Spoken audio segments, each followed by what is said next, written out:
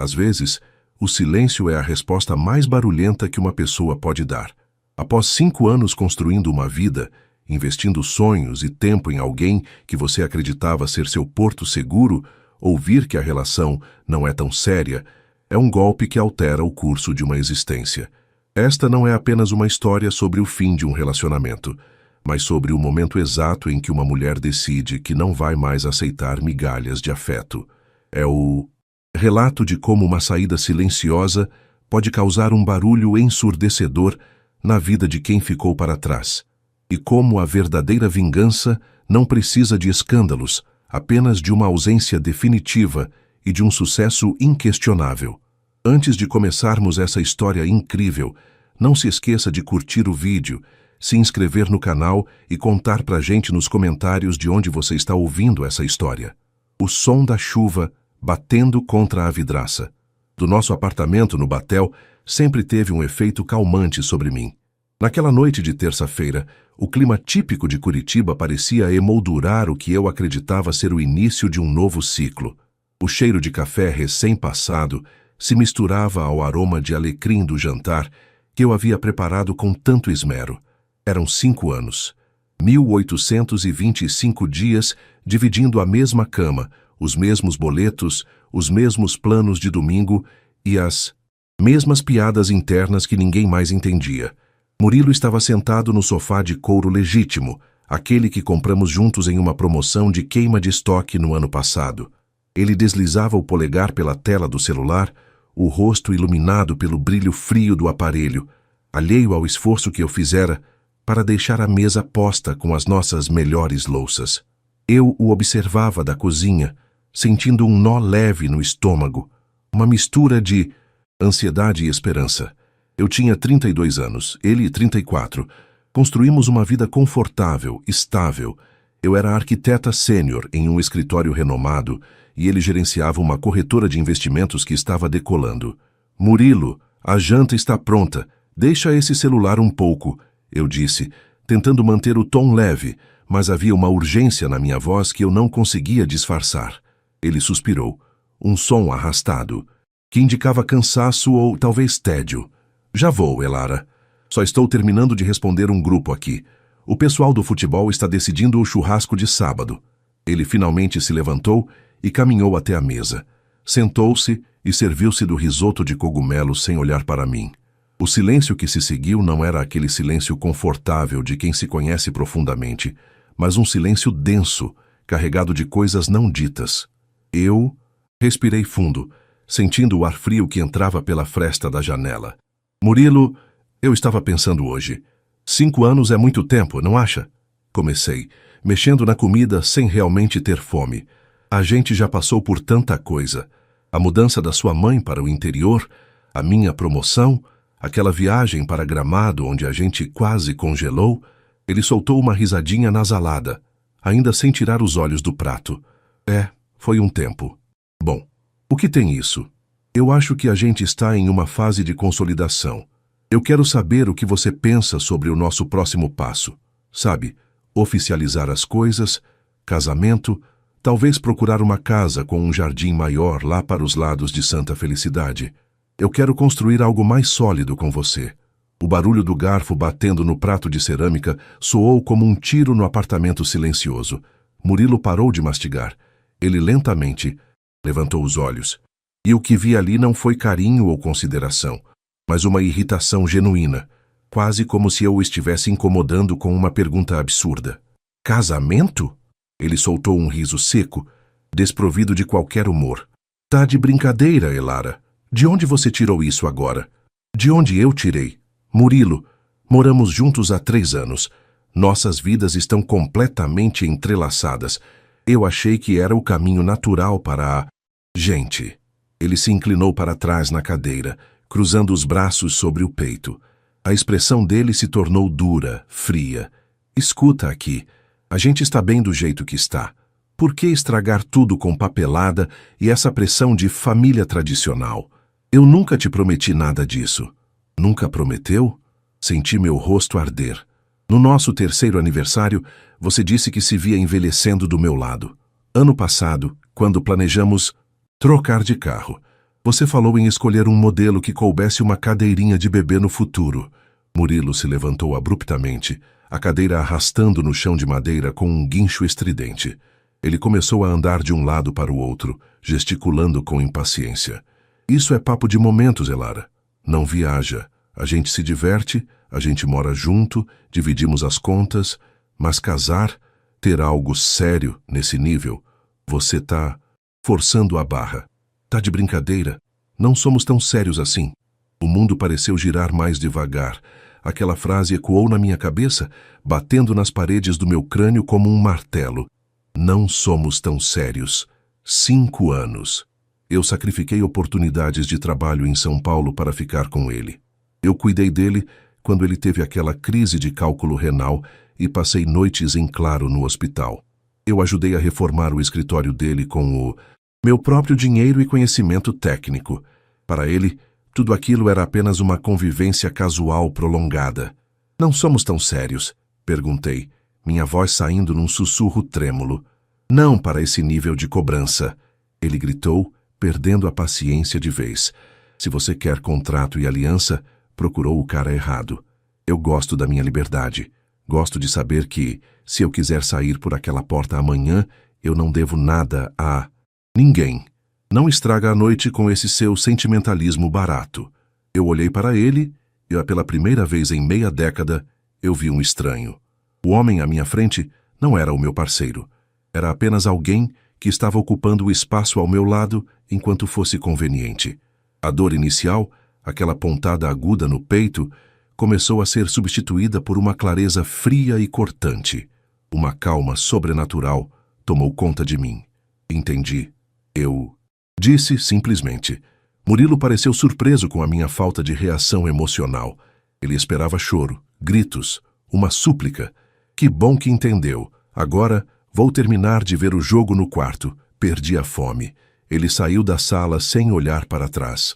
Ouvi a porta do quarto bater. Fiquei ali, sentada à mesa posta, o risoto esfriando e o café agora amargo. Olhei para as minhas mãos e percebi que elas não estavam tremendo. Eu me levantei e comecei a limpar a mesa com movimentos mecânicos e precisos. Guardei as louças, lavei cada talher.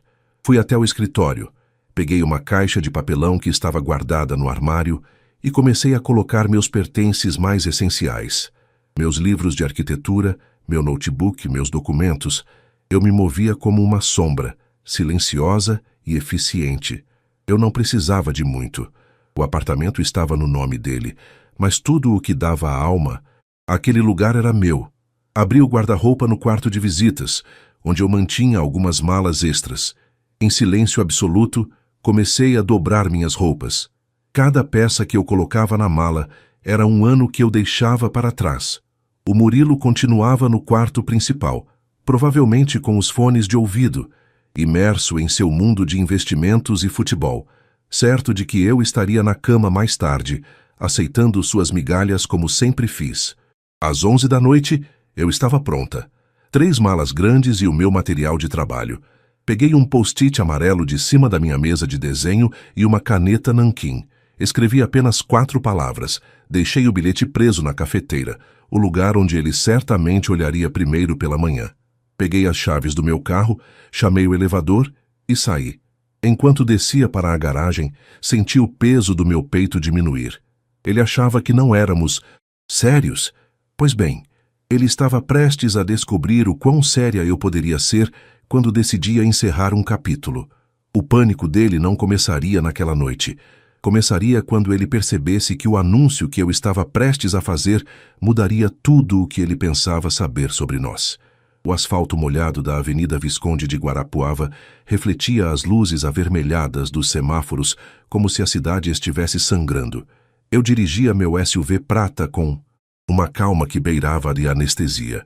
O aquecedor do carro estava no máximo, mas eu ainda sentia um frio que vinha de dentro, um gelo que se instalara na base da minha coluna no momento em que Murilo proferiu aquelas palavras. Não somos tão sérios. 5 anos resumidos a uma casualidade conveniente para ele. Estacionei em frente a um hotel boutique no centro cívico. Eu precisava de um lugar neutro, onde o cheiro do amaciante dele ou a disposição dos nossos livros não me lembrassem da vida que eu acabara de encerrar. Enquanto fazia o check-in, a recepcionista, uma moça de traços poloneses chamada Irena, me olhou com uma simpatia discreta. Talvez ela visse o rastro de chuva e exaustão no meu rosto. Subi para o quarto, joguei as malas de qualquer jeito e me sentei na beira da cama. O silêncio do hotel era diferente do silêncio do nosso apartamento no Batel. Aqui, o silêncio era uma escolha, um recomeço. Lá, era uma negligência. Peguei meu celular e abri nossa conta conjunta no banco. Murilo sempre achou que eu era a pá artista e ele o gênio das finanças, mas ele esquecia que, como arquiteta, eu lidava com orçamentos milionários e logística complexa todos os dias. Eu não ia tirar um centavo que não fosse meu, mas eu ia retirar todo o suporte que o mantinha no topo. Na manhã seguinte, em Curitiba, o céu acordou com aquele tom de grafite pesado, prometendo mais garoa. No apartamento do Batel, o despertador de Murilo tocou às 7 horas, como sempre. Eu sabia exatamente como seria a rotina dele. Ele tatearia o lado vazio da cama, esperando encontrar meu corpo quente, e pensaria que eu já estava na cozinha preparando o suco verde que ele tanto gostava. Ele se levantou, caminhou descalço pelo piso de madeira fria e foi direto para a cozinha. O cheiro de café de ontem ainda pairava no ar, agora velho e rançoso. Ele viu a cafeteira limpa, mas desligada, e então ele viu o post-it amarelo. Entendi. Boa sorte, Murilo. Apenas isso. Nenhuma explicação, nenhum drama, nenhum pedido de desculpas por ter estragado a noite. Ele deve ter rido no início, pensando que eu tinha ido passar o dia na casa da minha irmã em Santa Felicidade para esfriar a cabeça. Ele provavelmente pensou, logo ela volta. Ela não vive sem esse conforto. Mas o pânico não começou com o bilhete. O pânico começou 2 horas depois, quando Murilo chegou na corretora. Ele estava em uma reunião com 2 de seus maiores clientes, o Dr. Arnaldo e o engenheiro Tales, quando o celular dele começou a vibrar incessantemente sobre a mesa de vidro. Eram mensagens no grupo de WhatsApp que ele dividia com os amigos de infância, o Clube do Churrasco. Murilo ignorou as primeiras 10 notificações, mas quando Tales, que estava na reunião com ele, olhou para o próprio celular e franziu o senho, o clima mudou. Tales olhou para Murilo com uma mistura de choque e confusão. Murilo, cara, você viu o que a Elara postou? Tales interrompeu a explicação sobre fundos imobiliários. O que foi agora? Alguma foto de indireta no Instagram? Murilo desdenhou, tentando manter a pose de homem de negócios focado. Não, cara, não é foto. É um anúncio oficial. Saiu no portal de notícias da Associação de Arquitetos e no LinkedIn dela também. Murilo pegou o celular, as mãos subitamente úmidas. Ele abriu o link que os amigos haviam enviado em massa. O título da notícia era claro e profissional, mas para ele soou como um tiro. Elara Bittencourt assume diretoria de projeto em Dubai e anuncia encerramento de atividades e venda de ativos em Curitiba. Abaixo do título, o texto detalhava que eu havia aceitado uma proposta que vinha sendo negociada há 6 meses. Uma proposta que eu quase recusei por causa dele. O anúncio dizia que eu estava me mudando em 48 horas e que todas as minhas cotas na sociedade que eu tinha com Murilo em uma holding imobiliária estavam sendo postas à venda imediatamente para um grupo de investidores. Rival. O rosto de Murilo perdeu a cor. O sangue parecia ter fugido para os pés. Aquela holding era o que garantia a alavancagem financeira da corretora dele. Sem as minhas garantias técnicas e o meu capital, ele ficaria exposto. Mas não era só isso. O anúncio incluía uma nota pessoal no final do meu perfil, iniciando uma nova fase de vida, priorizando parcerias que compreendam o valor do compromisso e da seriedade. Os amigos no grupo não perdoaram. Ué, Murilo, ela vai para Dubai e você fica aqui na garoa? Que história é essa de vender as cotas pros caras da Prime? Você tá quebrado, bicho. Achei que vocês iam casar. Ela colocou até o apartamento à venda no site da imobiliária. Sim, eu tinha colocado a minha parte do apartamento à venda. Como o imóvel estava no nome dos dois, e eu tinha uma procuração para assuntos administrativos que ele mesmo assinou para facilitar as reformas. Eu dei entrada no distrato de condomínio e na partilha. Murilo saiu da reunião sem pedir licença. Ele correu para o estacionamento, o coração martelando contra as costelas. Ele tentou me ligar. 1, 2, 10 vezes. O número chamado não está disponível ou se encontra fora da área de cobertura. Ele dirigiu de volta para o batel como um louco, ignorando radares. Ele precisava me encontrar. Precisava dizer que tinha sido um mal-entendido, que ele estava apenas estressado. Quando ele abriu a porta do apartamento, o silêncio o atingiu como um soco. Ele correu para o closet. Metade das prateleiras estava vazia.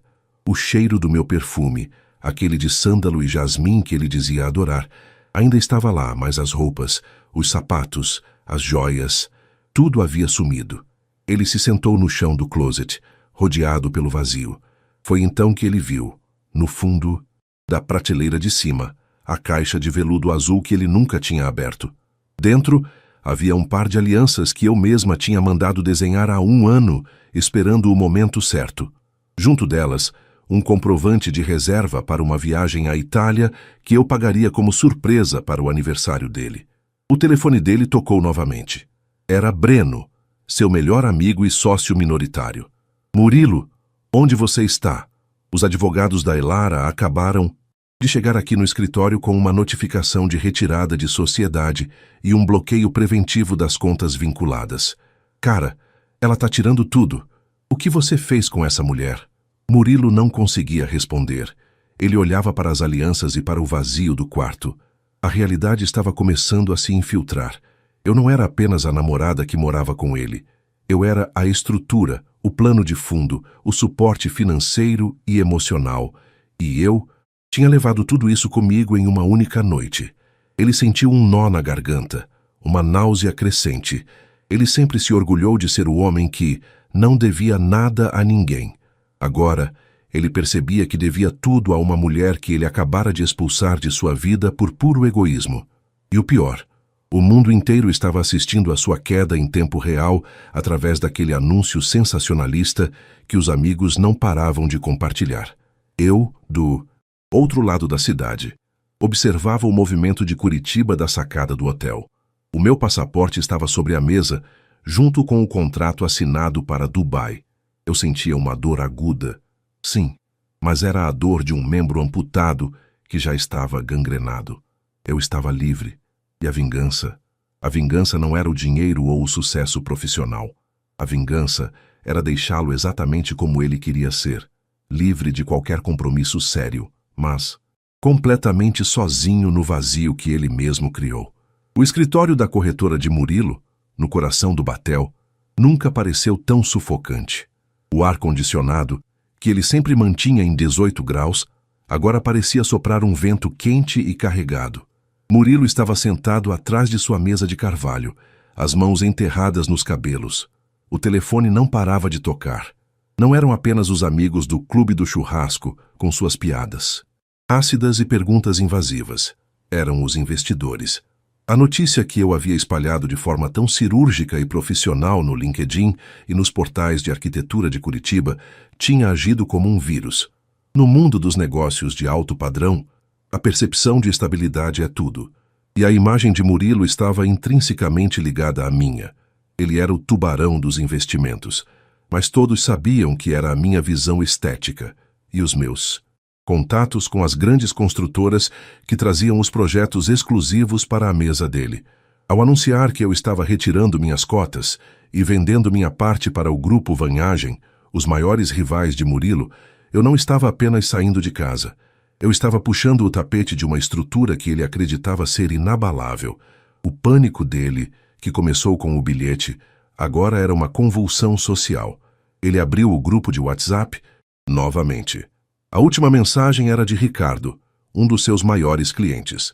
Murilo, vi o anúncio da Elara. Se ela está saindo da holding e vendendo para os Vanhagem, meu contrato de exclusividade perde o sentido. Meu advogado vai entrar em contato para revermos a cláusula de desempenho. Boa sorte com a liberdade. Aí, cara. Murilo sentiu um suor frio escorrer pelas costas. Ele pegou as chaves do carro e saiu da sala sem falar com a secretária, que o olhava com uma expressão de pena que o irritava profundamente. Ele precisava me encontrar. Ele achava que eu estava em algum lugar da cidade, escondida, esperando que ele implorasse. Ele ainda não tinha entendido que, para mim, o tempo de implorar ou de esperar tinha acabado no momento em que ele disse: "Não somos tão sérios." Enquanto isso, eu estava no aeroporto internacional Afonso Pena. O som ambiente do aeroporto sempre me fascinou. O anúncio dos voos, o rodar das malas, o burburinho de pessoas indo e vindo. Sentei-me em um café na área de embarque, segurando uma xícara de chocolate quente. O cheiro doce e reconfortante era o contraste perfeito para a frieza dos meus atos nas últimas 12 horas. Eu me sentia leve. Não era a leveza da alegria, mas a leveza de quem soltou uma âncora pesada em alto mar. Meu celular vibrou. O nome dele brilhava na tela. Murilo. Deixei tocar até cair na caixa postal. Ele tentou de novo e de novo. Na quinta tentativa, eu atendi. Eu queria ouvir a voz dele uma última vez. Não por saudade, mas para confirmar que a versão dele que eu amava era uma construção da minha própria carência. Elara, onde você está? Que loucura é essa que você postou? Você tem noção do estrago que está fazendo? A voz dele estava alta, trêmula, desprovida daquela arrogância habitual. Olá, Murilo. O estrago, como você diz, é apenas o resultado de uma transição profissional. Eu aceitei a diretoria em Dubai. Você sabia que eu tinha essa proposta há meses. Eu só estava esperando um motivo para ficar. E ontem você me deu todos os motivos para ir, respondi, minha voz soando tão estável quanto o concreto das torres que eu projetava. Mas vender para os Van Hagen, você sabe que eles querem me derrubar. Você está sendo vingativa, Elara. Isso não combina com você. E esse anúncio, todo mundo está comentando. Meus amigos, meus clientes, você me expôs ao ridículo. Eu soltei um riso curto, sentindo o gosto amargo do chocolate nos lábios. Eu não te expus, Murilo. Eu apenas anunciei a minha saída. Se a sua reputação é tão frágil que depende da minha presença silenciosa ao seu lado, talvez você nunca tenha sido o homem de negócios que diz ser. E sobre ser sério, bem, você disse que não éramos. Então, como uma mulher solteira e independente, eu tenho todo o direito de vender meus ativos para quem pagar melhor. Os Van Hagen pagaram à vista. Elara, volta para casa. Vamos conversar. Eu estava estressado ontem. A gente pode ver essa história da aliança. Eu vi a caixa no closet. A gente pode viajar para a Itália. Como você queria. Eu faço o que você quiser, mas não me deixa nesse buraco. Eu fechei os olhos por um segundo, ouvindo o desespero dele. Era tarde demais. O amor que eu sentia tinha sido incinerado por aquelas palavras brutais na noite anterior. O que restava eram cinzas. E cinzas não se tornam fogo novamente. Você não quer a mim, Murilo. Você quer a estabilidade que eu te dava. Você quer a arquiteta premiada para exibir nos jantares e a mulher que cuida da sua vida para você focar no seu ego. Mas eu cansei de ser o alicerce de um prédio que não me pertence. O bilhete na cafeteira foi o meu último ato de cuidado. A partir de agora, você é o único responsável pela sua liberdade. Você não pode fazer isso, ele gritou, mas a voz dele falhou no final. Eu já fiz. Meu voo sai em 1 hora. O advogado vai cuidar da venda do apartamento e da dissolução da holding. Não. Me procure mais. Ah, e Murilo? Boa sorte com o churrasco de sábado. Espero que seus amigos sejam tão sérios com você quanto você foi comigo. Desliguei. Bloqueei o número. Senti uma onda de adrenalina percorrer meu corpo, seguida por uma paz profunda. Olhei para o painel de voos. Embarque próximo. Dubai. Peguei minha bolsa de mão, ajeitei o casaco de lã e caminhei em direção ao portão de embarque. Enquanto passava pelo free shop, vi meu reflexo em um dos espelhos grandes. Meus olhos, antes cansados e opacos pela rotina de uma relação sem futuro, agora brilhavam com uma determinação feroz. A vingança não era ver o Murilo na miséria, embora a perda financeira e social fosse ser um golpe duro para o ego dele. A verdadeira vingança era o fato de que eu estava levando comigo tudo o que ele mais precisava.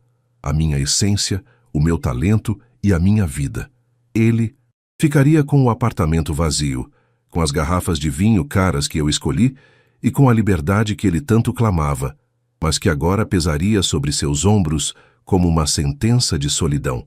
Enquanto o avião ganhava velocidade na pista do Afonso Pena, eu olhei pela janela. As luzes de Curitiba iam se tornando pequenos pontos de luz sob a chuva fina. Eu estava deixando para trás 5 anos de ilusão para construir algo real. Em Dubai, o sol seria forte, a arquitetura seria desafiadora e, pela primeira vez em muito tempo, eu seria a única dona da minha história.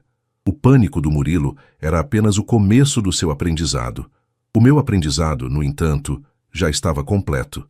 Nunca mais eu permitiria que alguém chamasse de brincadeira o que eu tratava com a maior seriedade do mundo, o meu próprio coração. As 14 horas de voo entre o Brasil e os Emirados Árabes Unidos foram um purgatório necessário. No casulo da classe executiva, cercada pelo luxo impessoal e pelo zumbido constante das turbinas, eu tive tempo para processar o luto da vida que deixei para trás.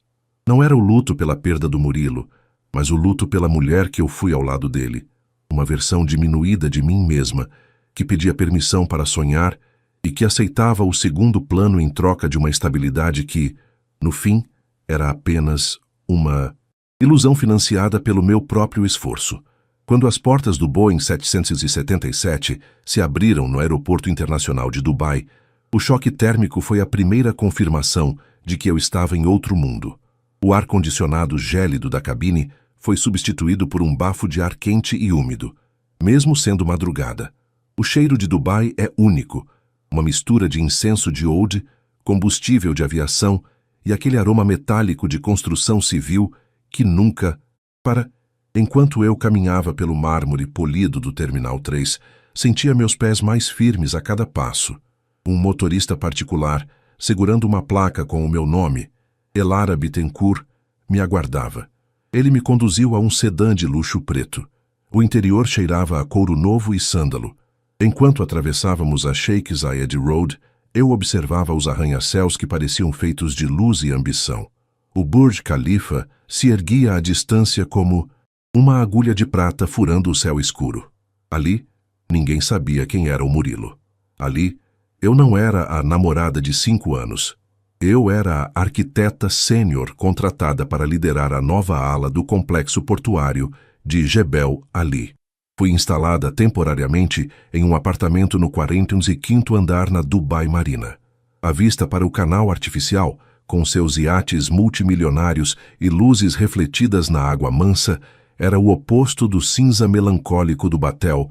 Sentei-me no sofá de linho cru e, finalmente, permiti-me ligar o celular secundário, aquele que eu usava apenas para assuntos profissionais. As notificações não paravam. Entre e-mails de trabalho e mensagens de novos colegas, vi um e-mail de Breno, o sócio de Murilo. O assunto era, pelo amor de Deus. Elara. Abri o e-mail, sentindo uma pontada de satisfação fria. Elara, eu sei que você está com raiva, mas o que você fez foi um massacre. O grupo Van Hagen já enviou os peritos para avaliar a holding. Eles estão sendo agressivos. O Murilo está descontrolado. Ele não apareceu no escritório hoje. E os investidores da Prime estão ameaçando retirar todo o capital da corretora porque o nome dele está sendo ridicularizado nos grupos de networking. Os prints da sua postagem e do seu anúncio de venda circularam até nos fóruns de economia. Ele está dizendo que você planejou isso para destruí-lo. Por favor, me dê um sinal. Podemos renegociar essa venda? Eu digitei a resposta com os dedos ágeis, sem hesitação. Breno, não é pessoal com você, mas é estritamente profissional para mim. Eu não planejei destruir ninguém. Eu planejei a minha carreira. Se o Murilo se sente destruído pela minha ausência, ele deveria ter considerado isso antes de dizer que a nossa relação era apenas uma convivência sem seriedade. Os Van Hagen fizeram a melhor oferta. O negócio está fechado legalmente. Boa sorte com a corretora. Enviei o e-mail e bloqueei o remetente. O pânico dele não era mais meu problema. No dia seguinte, tive minha primeira reunião presencial na sede da incorporadora. O escritório ficava em um prédio todo envidraçado com vista para o Golfo Pérsico. Fui recebida por Zain Al-Farsi, o diretor de operações. Ele era um homem de cerca de 45 anos.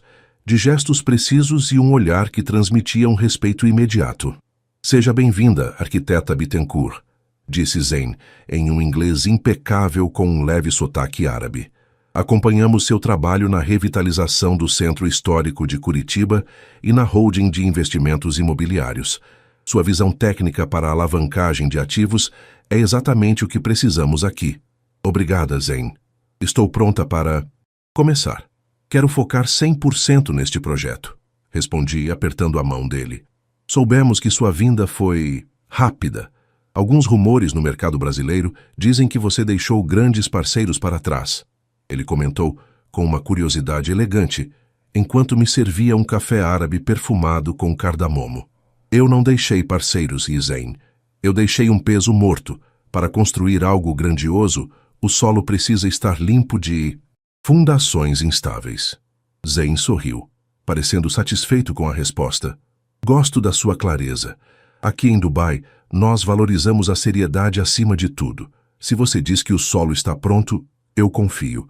Enquanto a reunião prosseguia e eu mergulhava em plantas baixas e cálculos estruturais de um projeto de 2 bilhões de dólares. Em Curitiba, a temperatura caía para 4 graus. Imaginei o Murilo no nosso, agora dele, apartamento vazio. Imaginei-o tentando explicar para os amigos no churrasco de sábado por que a mulher que ele chamava de não tão séria tinha o poder de retirar o oxigênio financeiro dele. Eu sabia, através de uma amiga em comum, a Lívia, que o sábado tinha sido um desastre para ele. Murilo tentou manter as aparências.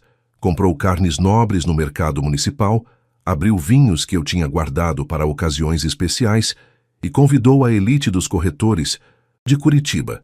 Ele queria mostrar que estava por cima, que a minha partida era um alívio. Ele estava patético, Zelara. Lívia me contou, em um áudio de 5 minutos que ouvi, enquanto caminhava pela praia de Jumeira ao pôr do sol. Ele bebeu demais. Ficava repetindo que você era louca e vingativa. Mas o clima pesou quando o Thales perguntou como ele ia pagar a parcela do financiamento da sede nova, agora que você bloqueou as contas da holding. O Murilo começou a gritar. Disse que não precisava de você para nada. Mas quando o pessoal viu que os Van Hagen postaram uma foto comemorando a nova aquisição estratégica, citando o seu nome, metade das pessoas foi embora. Ninguém quer estar perto de quem está perdendo prestígio. Ele terminou a noite sentado sozinho na churrasqueira, falando com as paredes. Ouvir aquilo não me deu a alegria que eu achei que daria. Deu-me algo melhor: indiferença. A vingança estava sendo servida pela própria realidade que ele mesmo ignorou por 5 anos. Ele achava que eu era apenas um acessório na vida dele, um móvel bonito que ele podia trocar ou ignorar.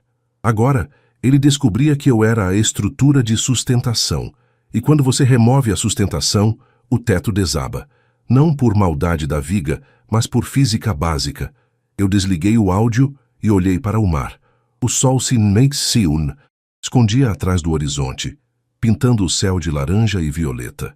Eu tinha um jantar com a equipe de engenharia e depois precisava revisar o orçamento de materiais para a manhã seguinte. Minha vida em Dubai estava apenas começando e a seriedade com que eu estava sendo tratada ali era o bálsamo que curava as feridas deixadas por aquele grito no jantar em Curitiba. Murilo ainda tentaria me alcançar. Eu conhecia o ego dele. Ele não aceitaria a derrota tão facilmente. Ele acharia um jeito de tentar me ferir de volta ou de me atrair para um diálogo. Mas o que ele não entendia é que, daqui de cima, do quartil e quinto andar de uma vida nova, ele parecia cada vez menor, tão pequeno que, em breve, eu nem precisaria mais me esforçar para não enxergá-lo. O canteiro de obras em Jebel Ali era uma sinfonia de caos controlado. O som das bate-estacas contra o solo arenoso, o grito dos guindastes e o vai-vem de centenas de operários em seus coletes refletivos criavam uma atmosfera de urgência que eu adorava. Eu estava lá, com meu capacete branco e botas de proteção, observando o sol de Dubai subir como uma moeda de ouro incandescente no horizonte. O calor já começava a cobrar seu preço e o suor escorria pela minha nuca, mas eu nunca me senti tão viva. Eu estava liderando uma equipe de engenheiros de 6 nacionalidades diferentes. O desafio era monumental. O solo naquela região era traiçoeiro, uma mistura de areia instável e bolsões de água salobra. Se o cálculo estrutural falhasse, o prédio não apenas racharia, ele afundaria no deserto. Era uma metáfora perfeita para a minha vida com o Murilo. Por 5 anos, eu tentei construir um arranha-céu de sonhos sobre o solo movediço do ego dele. Agora, eu estava aprendendo a estabilizar as coisas com aço, concreto e, acima de tudo, verdade. Enquanto eu revisava as plantas na sala técnica climatizada do canteiro, meu tablet apitou. Era uma notificação do meu advogado no Brasil, o Dr. Renato. Ele estava cuidando dos detalhes da venda da minha parte na holding para os Van Hagen. Elara, você tem 1 minuto? A voz do Dr. Renato soou firme quando atendi. Claro, Renato. Algum problema com os Van Hagen? Com eles não. Eles estão rindo à toa. Já assumiram a cadeira no conselho e estão bloqueando todas as decisões unilaterais que o Murilo tentou tomar esta semana. Mas, durante a auditoria para a transferência definitiva das cotas, descobrimos algo. Algo que você precisa saber. Senti um calafrio, apesar dos 40 graus lá fora. O que foi? Murilo vinha usando o seu nome como avalista em empréstimos pessoais de alto risco nos últimos 2 anos. Ele aproveitou aquela procuração plena que você assinou para a reforma do escritório dele. Ele contraiu uma dívida de quase 2 milhões de reais em seu nome, Elara. E o pior, ele usou o apartamento do Batel como garantia secundária, sem te avisar. O ar pareceu faltar nos meus pulmões.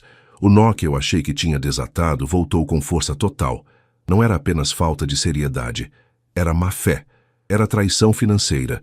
Ele não apenas não queria casar comigo. Ele estava me usando como um escudo humano para as suas apostas arriscadas no mercado financeiro. Se eu não tivesse saído quando saí, se eu não tivesse vendido as minhas cotas agora, eu seria arrastada para o buraco junto com ele em poucos meses. Ele sabia que a casa ia cair, Renato? Perguntei, a voz saindo fria como o gelo. Ele esperava que um dos fundos dele desse retorno antes de você descobrir. Mas com a sua saída e o anúncio em Dubai, os bancos entraram em alerta. Eles pediram a antecipação das garantias. Murilo está encurralado. Ele não tem liquidez para cobrir isso sem vender a parte dele na corretora. Pois deixe que ele venda. Eu disse, sentindo uma raiva transformadora. Renato, quero que você anexe essas descobertas ao processo de dissolução. Não quero apenas sair. Quero que cada centavo que ele usou do meu crédito seja descontado da parte dele na venda do apartamento. Eu não vou pagar pelas dívidas de jogo de um homem que me chamou de brincadeira. Desliguei o telefone e olhei para o mapa de tensões do prédio na minha frente. Por um momento, a imagem do Murilo choramingando no telefone no capítulo anterior me pareceu ainda mais desprezível. Ele não estava desesperado porque me amava. Ele estava desesperado porque sua fiadora de luxo tinha pegado um avião para o outro lado do mundo. Naquela noite, fui jantar no DFC, o centro financeiro de Dubai. O ambiente era cosmopolita, cheio de homens e mulheres de negócios que falavam em bilhões, com a mesma naturalidade com que pediam um café. Eu estava sentada com Zain Al-Farsi e alguns investidores locais. Você parece distraída, Elara, observou Zain, cortando delicadamente seu cordeiro. Problemas com as fundações? Descobri que algumas fundações antigas eram muito mais podres do que eu imaginava, Zain, respondi, tomando um gole de água com gás. Mas já providenciei a limpeza. Em arquitetura, como na vida, às vezes você precisa demolir tudo até chegar na rocha firme. Zain assentiu, me observando com uma admiração que não era apenas profissional. Havia um respeito ali que eu nunca recebi do Murilo. O mercado em Curitiba está agitado com as notícias sobre sua antiga sociedade. Dizem que seu ex-parceiro está tentando contestar a venda judicialmente. Ele alega danos morais pela forma como você anunciou sua partida. Eu sorri, um sorriso que não chegava aos olhos. Ele pode alegar o que quiser. O Dr. Renato já tem as provas das dívidas que ele contraiu no meu nome. Se ele quer levar isso para o tribunal, ele vai sair de lá não apenas solteiro, mas insolvente. Eu não sou mais a mulher que aceita migalhas de atenção enquanto paga as contas. O jantar continuou, e eu recebi uma mensagem de texto de um número desconhecido. Era o Murilo, usando o celular de outra pessoa. Elara, eu imploro, retire a queixa sobre os empréstimos. Os Van Hagen estão usando isso para forçar a minha saída da corretora por justa causa ética. Se você fizer isso, eu perco tudo. Minha carreira acaba aqui. Eu te amo, por favor. Lembre dos nossos 5 anos. Eu estava apenas com medo de casar, não sou um criminoso. Eu li a mensagem e senti uma náusea profunda. Ele ainda tentava usar o amor como moeda de troca para encobrir um crime financeiro. Digitei a resposta sem piscar. Você disse que não éramos tão sérios, Murilo. Pois bem, um processo judicial por fraude é a coisa mais séria que você vai enfrentar na vida. Não me procure mais. De agora em diante, fale apenas com os meus advogados. E sobre os seus 5 anos, eles acabaram de ser quitados com os juros da dívida que você me deixou. Adeus. Bloqueei o novo número. Naquela noite, não consegui dormir de imediato. Fiquei na sacada do meu apartamento na marina, ouvindo o som distante dos motores dos iates. O vento do deserto soprava, trazendo um pouco de areia que brilhava sob os refletores. Eu estava em Dubai, no topo da minha carreira, enfrentando o maior desafio técnico da minha vida. E, curiosamente, a dor que eu sentia pelo Murilo tinha sido substituída por uma clareza absoluta. Ele achava que eu era frágil. Ele achava que o meu silêncio era submissão. Ele estava prestes a descobrir que uma arquiteta sabe exatamente onde bater para derrubar uma parede condenada. E o prédio dele estava ruindo, andar por andar, enquanto eu começava a projetar o meu primeiro arranha-céu em solo firme. Em Curitiba, a geada cobria os parques. No Batel, o apartamento que um dia foi o nosso lar agora era um campo de batalha jurídico. Murilo estava descobrindo que a liberdade que ele tanto queria tinha um custo que ele não podia pagar. A vingança não era o que eu estava fazendo com ele. A vingança era o que ele estava sendo obrigado a enfrentar sem ter a mim para segurar sua mão. O sol de Dubai não tem piedade. Às 10 da manhã, a luz reflete nos prédios de vidro com uma intensidade que obriga qualquer um a usar óculos escuros de alta proteção.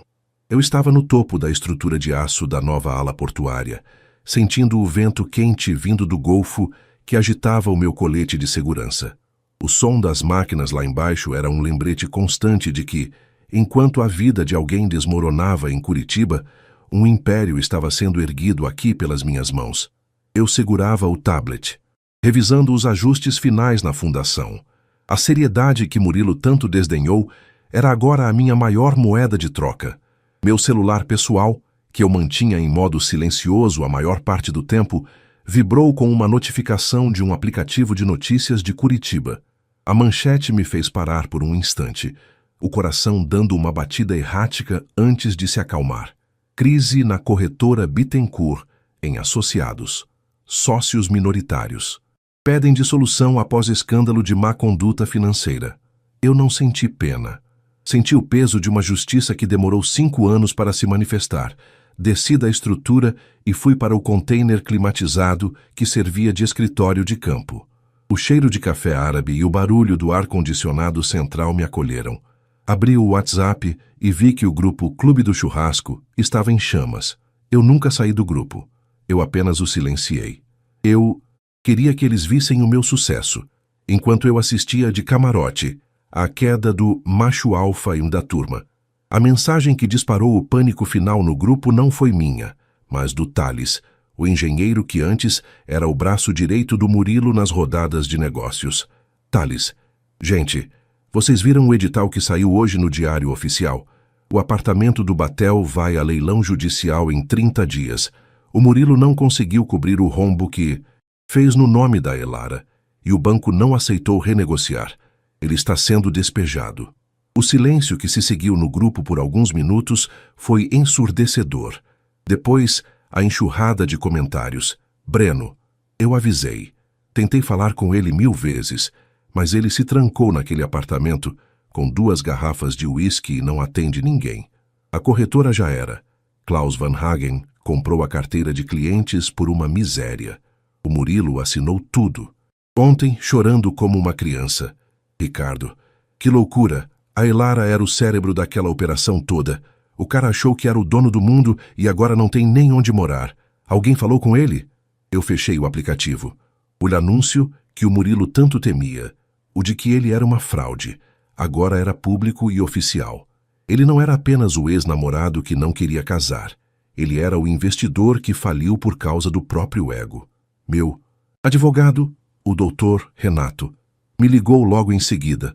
A voz dele estava calma, quase triunfante. Elara, temos a assinatura final do juiz.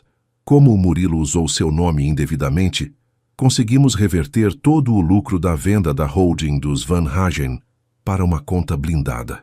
Você não apenas limpou seu nome, como a indenização por danos morais e materiais que ele terá que pagar vai consumir o que sobrou da venda da corretora dele. Ele está saindo dessa história com uma mão na frente e outra atrás. E o apartamento, Renato? Perguntei, olhando pela janela para o horizonte de Dubai. Os Van Hagen compraram a dívida com o banco. Eles vão transformar o lugar em um escritório de luxo para a nova sede deles.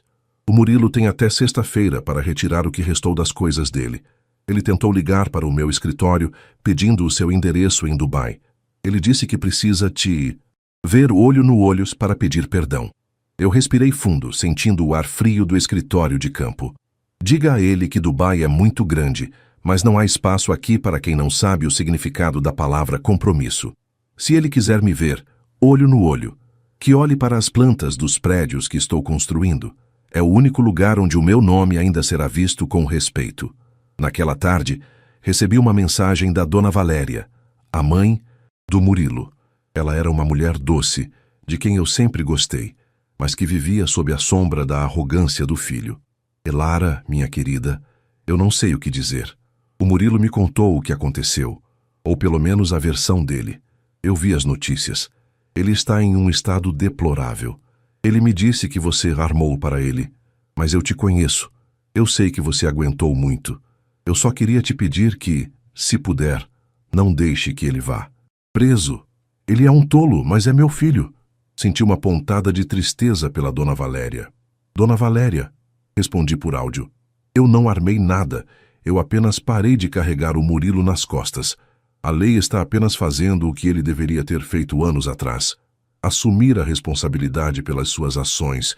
Eu não desejo que ele vá preso, mas eu também não vou mais salvá-lo. Ele teve 5 anos para ser um homem sério. Ele escolheu ser uma brincadeira. Sinto muito. O capítulo final da nossa história de amor estava sendo escrito com a tinta fria dos processos judiciais e o silêncio de um aeroporto internacional.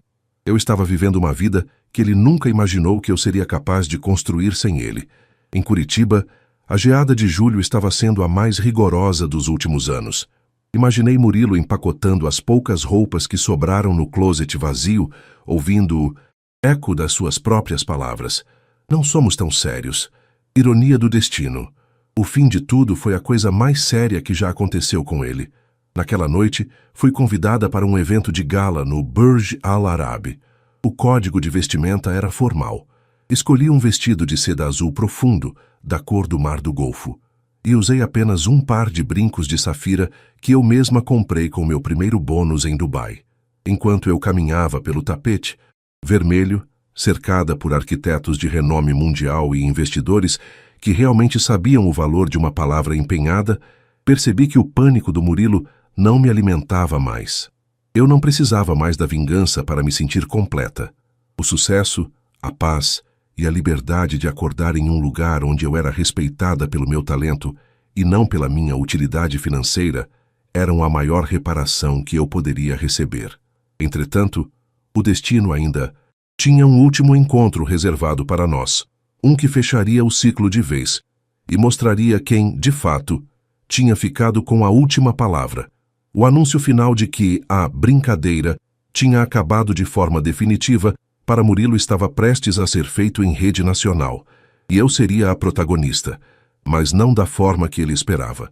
1 ano se passou desde que o som dos pneus do meu SUV rasgou o asfalto molhado de Curitiba em direção ao aeroporto.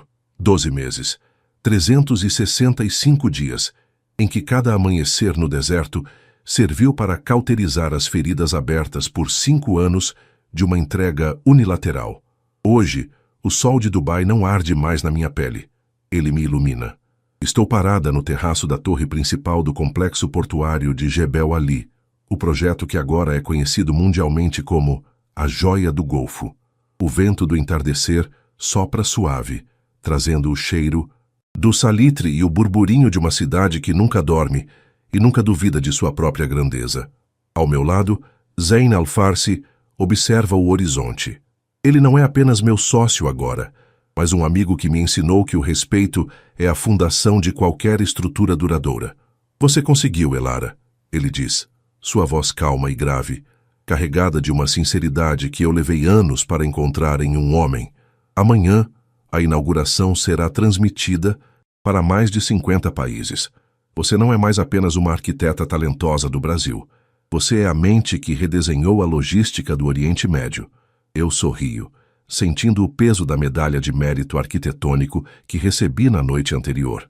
O metal dourado é frio contra a minha pele, mas o sentimento que ele evoca é de um calor profundo.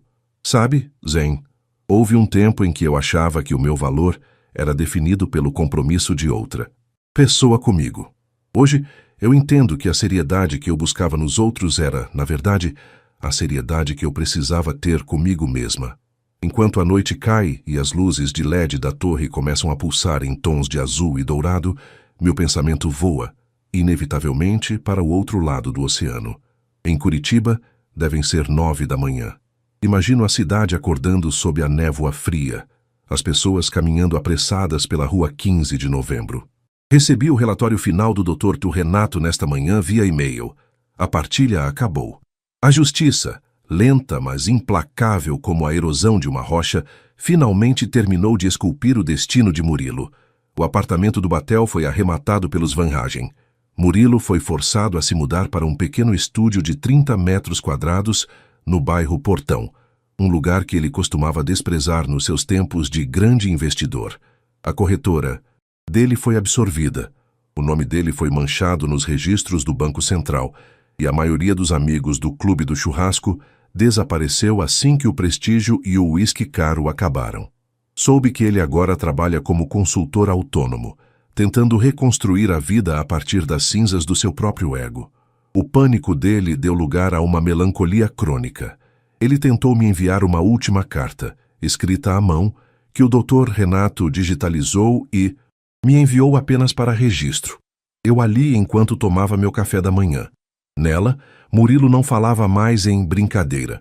Ele usava palavras como vazio, arrependimento e perda. Ele escreveu que cada vez que vê uma notícia sobre o sucesso de Dubai, ele sente um aperto no peito, percebendo que ele teve a mulher que construiu aquilo tudo e a deixou escapar por medo de um papel assinado. Eu não senti o prazer da vingança ao ler aquelas linhas. Senti algo muito mais poderoso: a libertação. A vingança é um fogo que precisa ser alimentado pela raiva. A superação é uma luz que brilha por conta própria. Eu não precisava que o Murilo sofresse para que eu fosse feliz. O sofrimento dele era apenas a consequência natural de alguém que escolheu viver na superfície enquanto eu mergulhava fundo. Naquela noite, a inauguração foi um espetáculo de luzes e sons. Eu estava no palco, diante de câmeras de TV e autoridades mundiais. Quando o mestre de cerimônias anunciou meu nome, eu caminhei com uma confiança que não era forjada. Eu olhei para a câmera principal, sabendo que, em algum lugar do Brasil, em uma tela de celular ou em uma TV de lanchonete, Murilo poderia estar assistindo. Eu não dediquei o prêmio a ele, nem fiz menções veladas. Eu apenas falei sobre o poder de construir bases sólidas e sobre como a arquitetura, assim como a vida, exige coragem para demolir o que está condenado para dar lugar ao novo. Depois do evento, fomos comemorar em um restaurante privativo no deserto, sob uma tenda de luxo rodeada por tochas. Estávamos eu, Zain e uma nova rede de apoio que eu construí. Pessoas que me valorizavam não pelo que eu podia dar financeiramente, mas pela clareza do meu pensamento e pela lealdade do meu caráter. Entre elas estava Kyle, um engenheiro calculista dinamarquês que, nos últimos meses, tinha se tornado uma presença constante e gentil nos meus dias. Kael se aproximou de mim com uma taça de suco de romã espumante. Um brinde à mulher que não tem medo das alturas, ele disse, seus olhos claros refletindo a luz das chamas. E um brinde a quem sabe que a altura só é segura quando o alicerce é real, respondi, brindando com ele. Havia algo novo crescendo entre nós. Não era a urgência desesperada que eu sentia com o Murilo, mas uma construção lenta, respeitosa e, sim, extremamente séria. Kael conhecia minha história. Ele não via a minha força como uma ameaça ao seu ego, mas como um ativo a ser celebrado. Com ele, eu não precisava pedir por casamento ou por planos de futuro. Os planos eram feitos em conjunto, como as vigas de um prédio que se apoiam mutuamente para alcançar o céu. Enquanto olhava para as estrelas do deserto, percebi que a minha vingança estava completa. E ela não tinha o rosto do Murilo em desespero. Ela tinha o meu rosto em paz. Eu saí de casa naquela noite em Curitiba com um bilhete de 4 palavras e uma mala cheia de dor. Hoje, eu tinha o mundo aos meus pés e uma alma que não precisava mais de validação externa. O pânico dele foi o catalisador, mas a minha vontade foi o motor. O Murilo gritou que não éramos sérios, e o universo concordou com ele. Realmente não éramos. Eu era séria demais para a mediocridade dele, e ele era pequeno demais para a imensidão que eu estava destinada a construir. A história que começou com um grito em uma mesa de jantar no Batel terminou com o silêncio majestoso do deserto, onde o único som que importa é o batimento compassado de um coração que aprendeu a se amar primeiro. Eu não era mais a namorada de alguém. Eu era Elara Bittencourt, a arquiteta do meu próprio destino. E este, sem dúvida, era o projeto mais ambicioso e bem-sucedido da minha vida. A vida seguiu seu curso. Murilo tornou-se uma sombra do que foi, uma lição viva de que o descaso tem preço. E eu segui construindo, porque, para quem tem o aço na alma e o horizonte nos olhos, o céu não é o limite. É apenas o começo da próxima obra.